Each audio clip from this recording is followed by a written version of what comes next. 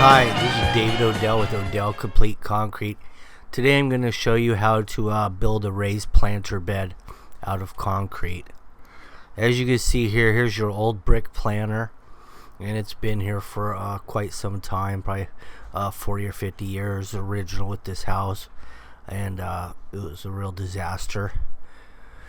So we removed it. Didn't have much of a footing on it, maybe a little bit of mortar at the bottom. So we're going to remove it all. Then what I'm going to do, typically on these raised planter beds, you'll see most likely block with some stucco on it, or you'll see brick, for a raised planter bed. But I'm going to do solid concrete on this one.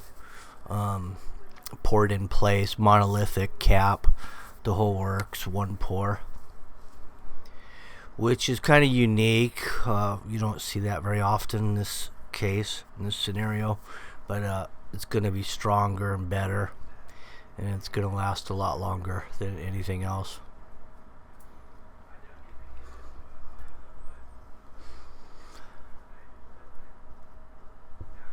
So this brick and footing is coming out real easy.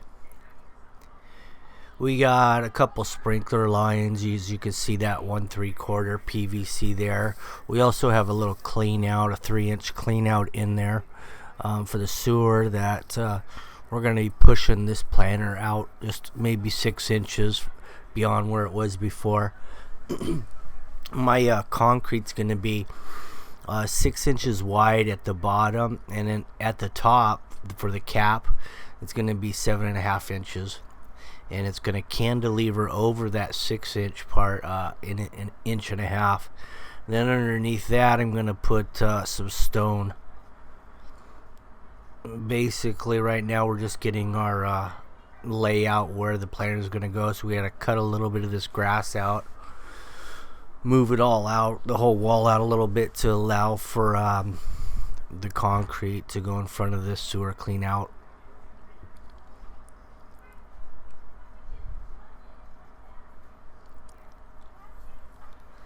We did have to cap one sprinkler line too that was in the way.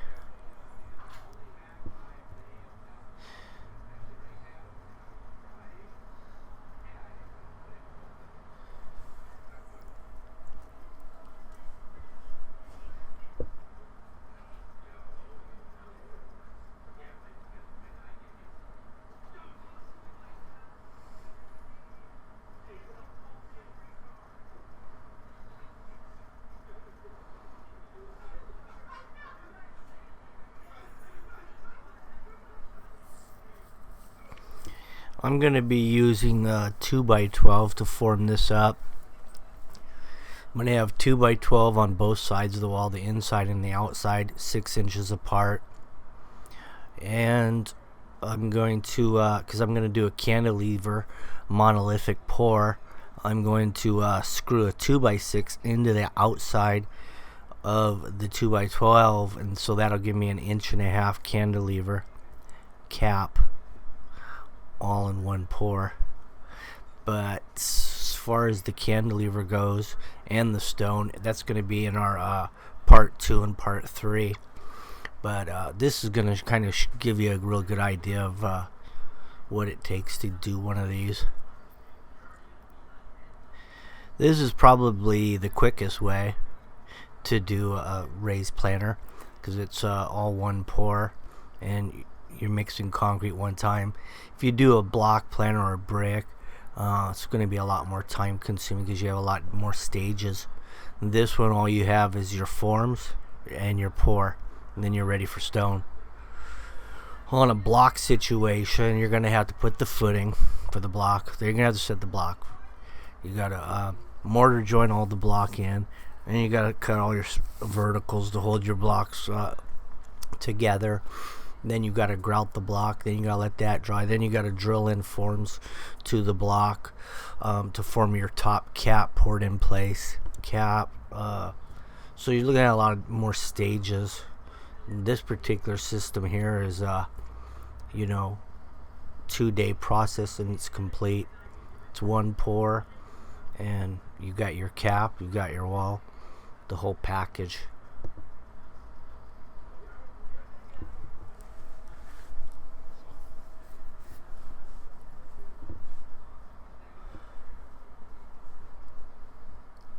So I'm gonna be running two pieces of rebar in this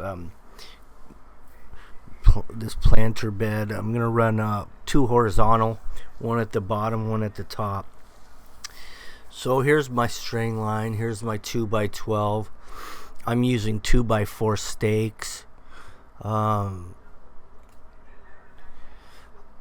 these 2x4 stakes, you know, because I'm gonna be screwing a 2x6 to that 2x12. I'm going to be hanging the 2x6 down 2 inches, which will leave me 3.5 up.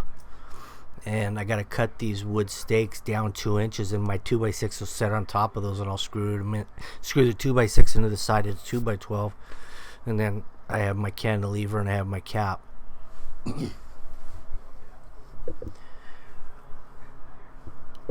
And then on the inside, I'm going to use a 2x12, but it's going to be 3.5 inches higher than this 2x12, so that'll take care of the cap height as well. And then also I'll have a mushroom footing coming out underneath that back 2x12, so you get a wider footing.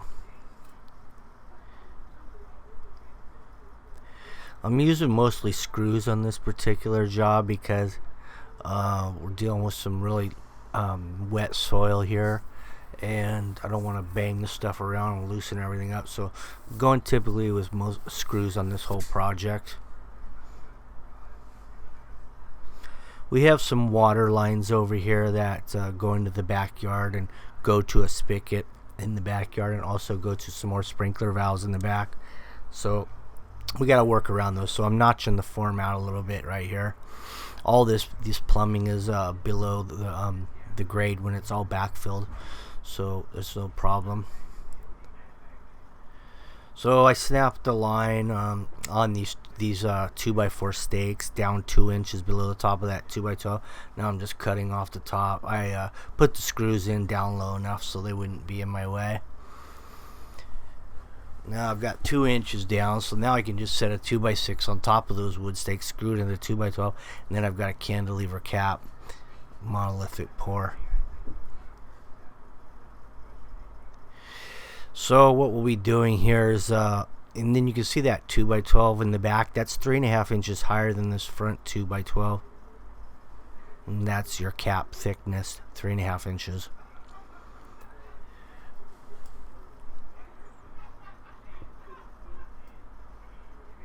Now that back 2x12 is off the ground about 6 inches, so the concrete's gonna go out. When I pour this, is gonna go out underneath that 2x12 in the back, mushroom out, giving me about a 12-inch wide footing on this thing. It's all poured at one time.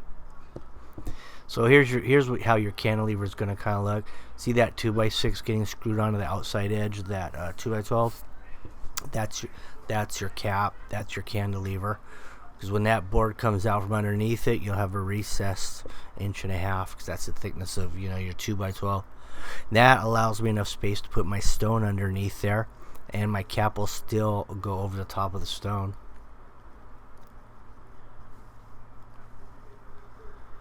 So this is a pretty simple way to do it, and you can get it done real quick. We had all this dug out, poured one day. Well, not poured. We didn't pour it. I mean, I got it dug out, formed, and then we poured it the next day. Put the stone on. A 3-day job right here.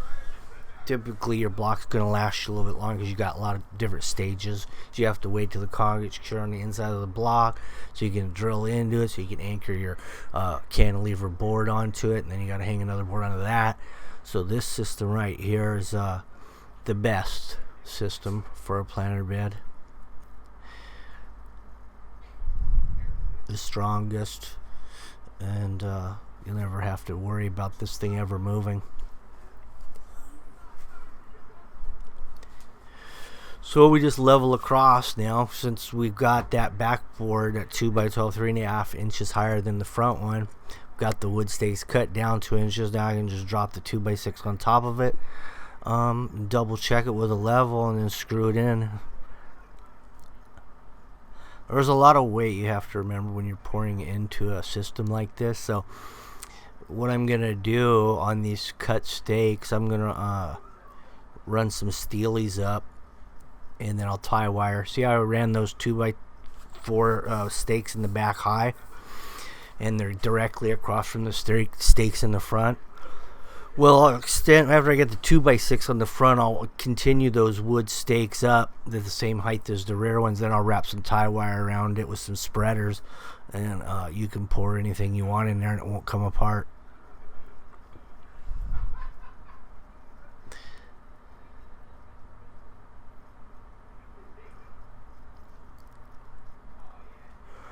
Here's your rebar going in. I'm running 2 bars horizontal all the way around, one at the bottom and one at the top, and we're going to suspend them with tie wire hanging them off the top. So here's my spreaders. You can see I extended all the short stakes I cut out. I extended those up, and then now I just put a spreader in there, 7.5 inch spreader, and tie wire. Now it's all perfect width and very tight, and won't come apart when the concrete goes in.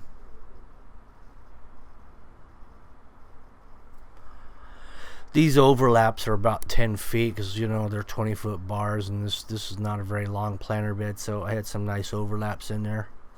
I just left it all in.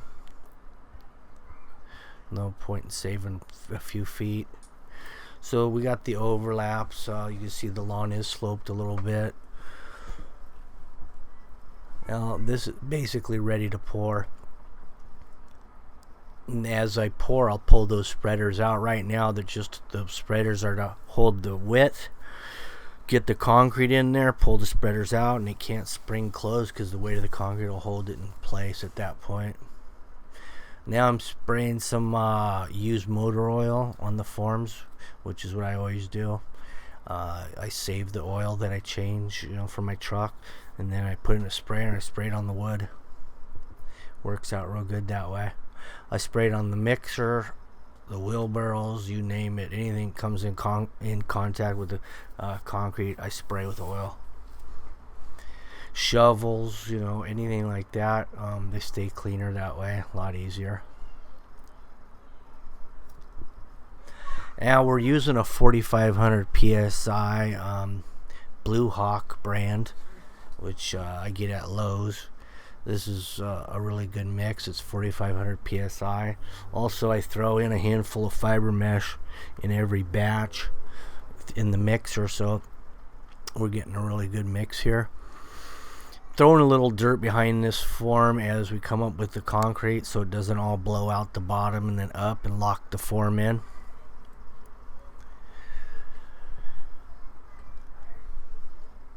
Now this form here, it looks pretty simple, but it's very difficult to get the bottom form out, you know, when it's time to strip it.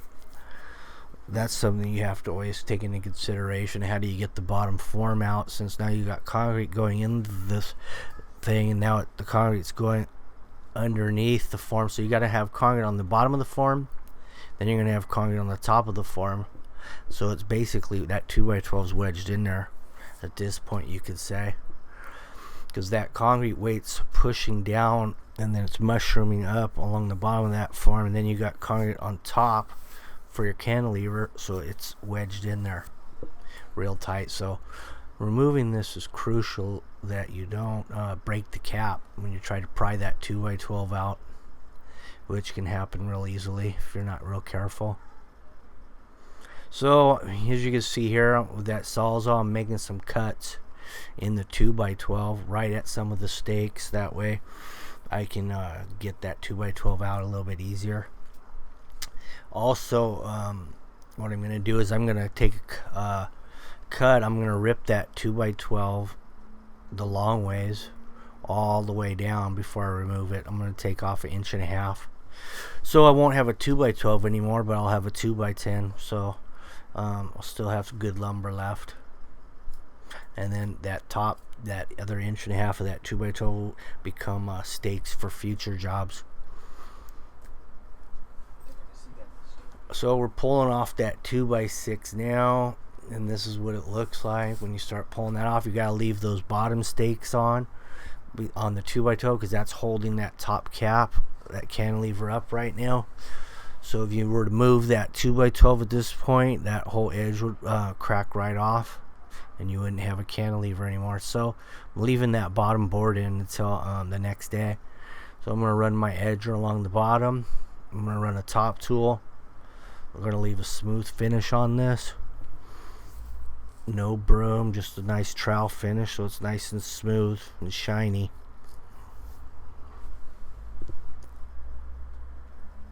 So this 2x6 coming off real easy because once we cut the tie wire, I only had a couple screws into the 2x12. Mostly the tie wire around the stakes, and just the pressure held everything in place.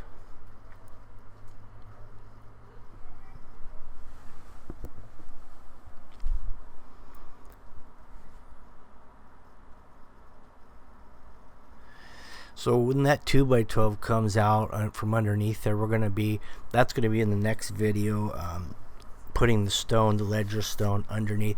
We're using real stone on this one that comes in a 6-inch height panel and it's 24 inches long. Then of course we can get pre-made corners to wrap around these ends, which we'll use.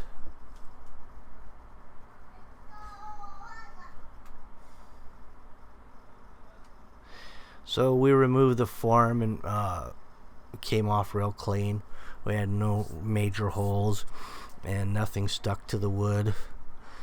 And thanks to the oil, it came off clean. It was easy to edge and trowel. And thanks to that fiber mesh in there, it kind of helps hold and support its shape.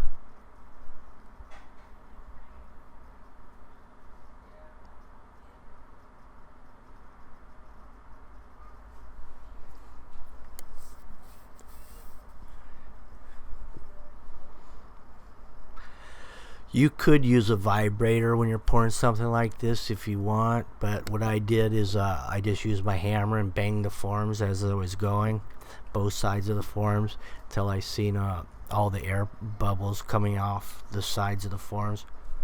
As you tap it, you'll see more and more cream coming up on the edges as you pour. So you just keep doing that until you think you got it.